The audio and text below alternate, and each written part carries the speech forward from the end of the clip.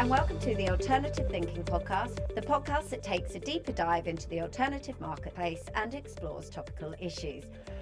The very investment and additional investment the Europeans are going to have to make in the military realm through research and development should, in my view, start to give the European area a relevant tech sector which has been so attractive for investors.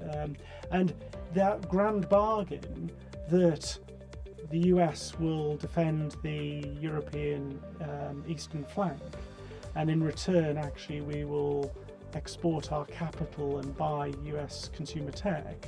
I think that's probably the thing that looks more likely on a multi-year view to break down as a result of all this.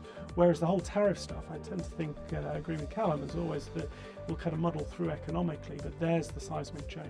Mm-hmm. And it's not been to Europe's benefit that it's infantilized itself under the American security blanket.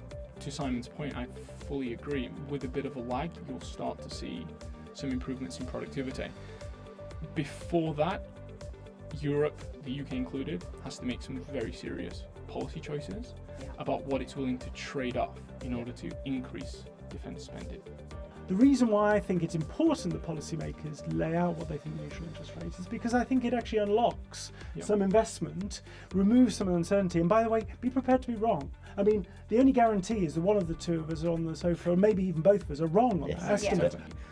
What I would like to see is a period where we can get back to potential growth, because I think it would give policymakers and economists a better sense of the magnitude of our problem.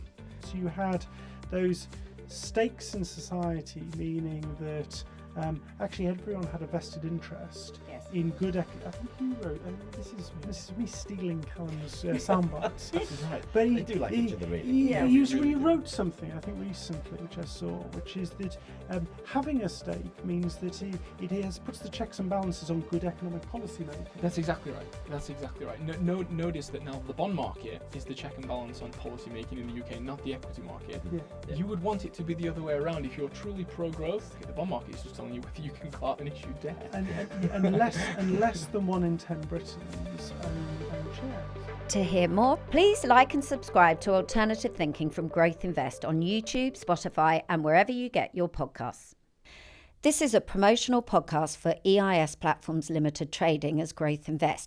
Any comments made or opinions expressed in this podcast should not be construed as investment advice or a financial promotion. Startups and early stage businesses are high risk investments and you are unlikely to be protected if something goes wrong. Don't invest unless you are prepared to lose all your money.